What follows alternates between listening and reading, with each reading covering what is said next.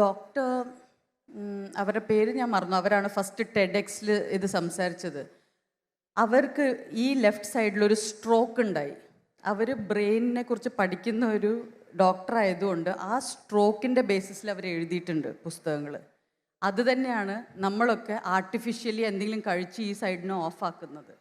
അത് ഓഫാക്കിയതുകൊണ്ട് പ്രത്യേകിച്ച് ആർക്കും ഒരുപാട് ഗുണങ്ങളുണ്ടാവില്ല. ഒരു മൊമെൻ്ററി ചേഞ്ച് ഉണ്ടാവും. അത് പിന്നെ ലൈഫ് ലോങ് ആ ചേഞ്ച് നിലനിൽക്കും. പക്ഷേ ഇത്രയും റിസ്ക് എടുക്കാതെ അതിനെ വളരെ പീസ്ഫുള്ളായിട്ട് നമുക്ക് ഓഫാക്കാം. അതിൻ്റെ പേരാണ് മെഡിറ്റേഷൻ. മെഡിറ്റേഷൻ, പ്രാണായാം, യോഗ, കുറച്ച് ചിന്ത തന്നെ ലോജിക്കലായിട്ട്, എല്ലാത്തിനും ലോജിക്കലായിട്ട് ചിന്തിക്കേണ്ട ആവശ്യമില്ല. ലോജിക്കും ഇല്ലോജിക്കും ഈക്വലി വേണം എന്ന് ചിന്തിച്ചാൽ പോലും ഈ സൈഡ് കുറച്ച് ഓഫാവും. എല്ലാത്തിനും റീസൺ വേണമെന്ന് നിർബന്ധം പിടിക്കാതിരുന്നാൽ തന്നെ നമുക്ക് ഈ അനുഭവങ്ങൾ ഉണ്ടായി തുടങ്ങും. ഇതെല്ലാം നമ്മുടെ ബ്രെയിൻ്റെ ഉള്ളിൽ തന്നെ ഉണ്ട്, അതിനുള്ള കപ്പാസിറ്റി. പക്ഷെ അതുകൊണ്ട് ഇന്നത്തെ സമൂഹത്തിൽ എല്ലാവരും വളരെ നിസ്സാരമായിട്ട് കരുതുന്ന ഒരുപാട് വളരെ ഹെവി സബ്സ്റ്റൻസസ് ഉണ്ട്.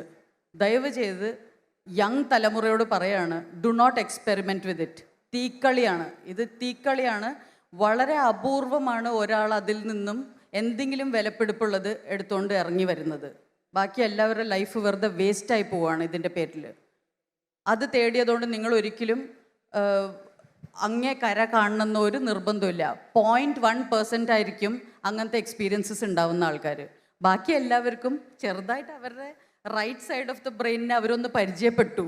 അതിനാണ് ഇത്ര ആഹാ എന്ന് പറയുന്നത്.